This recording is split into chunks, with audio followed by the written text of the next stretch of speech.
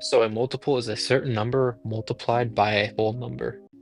So when I'm doing, let's say my certain number is 10 and my multiple is 2, I'm going to do 10 times 2 equals to 20. And if I want to find the multiple of 3, I'm going to do 10 times 3 equals 30.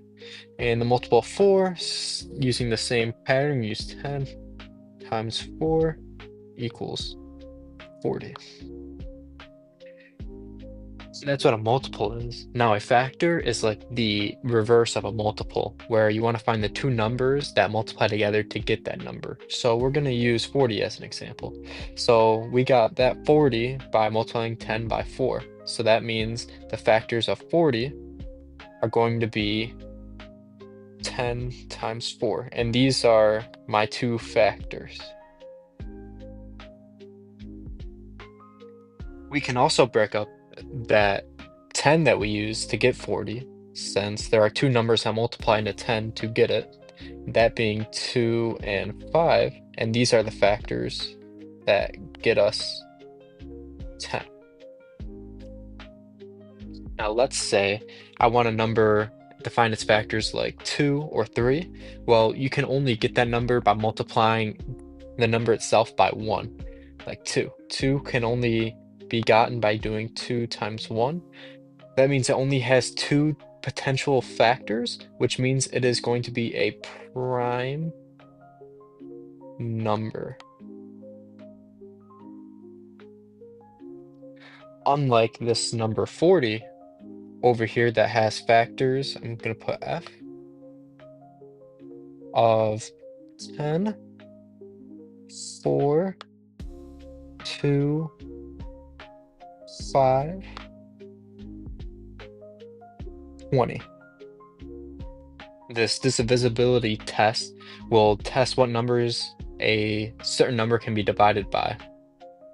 So, for example, we're going to use the number 50. And there are a few tests. There's the test for 2, 3, 5, 6, and 10. For number 2, the number needs to end in either 0, 2, 4, 6, or 8. For number 3, the sum of all numbers needs to end in a number divisible by 3. For number 5, the ends must be 0 or 5. And for number 6, must be divisible by both 2 and 3. And for 10, the number must end in 0. And for 3, all right, all numbers added up equal number divisible by. So applying these tests, we can see that 2, 5, and 10 are all numbers that 50 is divisible by because it ends in 0. And if we do the test for number 3, we only get 5 plus 0, which is then equal to 5, which is not divisible by 3. So now I'm going to choose another number. This number is going to be the number 123. So it fails the second divisibility test because it doesn't end in those numbers. It fails the 5 and 10 because it doesn't end in either of those numbers. We can do number 3 and all the numbers added up. So 1 plus 2 plus 3 is equal to 6. So it does work for number 3. But it does not work for number 6 because it is not divisible by 2 and 3. So now we are going to find least common multiples. So least common multiples are going to be called LCM, and it will be the least common multiple between two numbers. So I'm going to choose the number 10 and 15. So there's two ways to do it. One way is that you're going to take that number and then keep on using all of its multiples for the first and second number until they match. So for number 10, I got 20, or 10 times 2. And for 15, I got 15 times 2, which is 30. Then number 10, 10 times 3 is 30. And then 15 is going to be 45, or 15 times 3. And if we see here, we have both of them having 30. So that means our least common multiple is going to be 30. So now we're going to use a different method using prime factorization. So using prime factorization, I'm going to create the two trees of 10 and 15. And then I'm going to do the process. So I'm going to divide this by 2 and by 5. And then for 15, I get 3 and 5. So I have all their prime factors. So I have 2, 5, 3, and 5. And then I'm going to set them up like this. So I'll put the 10s on top, 2 times 5. And then on the bottom, I'll put 3 times 5. So when we're putting the numbers together, we're going to try to put the same numbers on top of each other. So you put an arrow straight down and then you get 1. And then when you have two numbers that are not the same, you're going to not do that and put them separately. So we'll get 2 times 3 times 5, which equals the 30, which...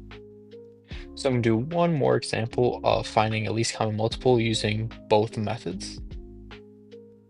So I'm going to use the number 8 and 10. So I'm going to find the multiples of 8. So the multiple of 2 with 8 is going to be 16 for 2 times 8. And then 8 times 3 for multiple of 3 is going to be 24. And then the multiple of 4 for 8 is going to be 32.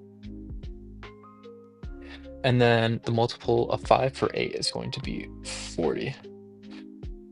And then I'm going to do the same thing for 10. So 10 times 2 is 20 for a multiple of 2. 10 times 3 is 30 for multiple of 3. 10 times 4 is 40 for multiple of 4. And 10 times 5 for multiple of 5 is 50. So I can circle the two like numbers for my LCM to get 40. Now time to use the prime factorization method. So I'm going to have my 8 and my 10. So I'm going to do 8, so I get 2 and 4. 2 is prime, but 4 is not. Its factors are 2 and 2. And then for number 10, I get 2 and 5 for its prime factors. So I can circle all the prime factors. I'm going to set them up in that equation. So I get 2 times 2 times 2 on the top. And then on the bottom, I'm going to do that 2 times 5. So only 1, 2 will be brought right here. Put that right here. And then I'll bring down this 2. And then I'm going to bring down this 2 along with the 5 because they're not the same number. And then I have my final answer of 2 times 5, which is that 10, 2 times 4, which is 4, and then 4 times 10, which is equal to that 40, which is the least common multiple that we got up here. So that will be the video. If you enjoy this content and have any suggestions for me to improve it,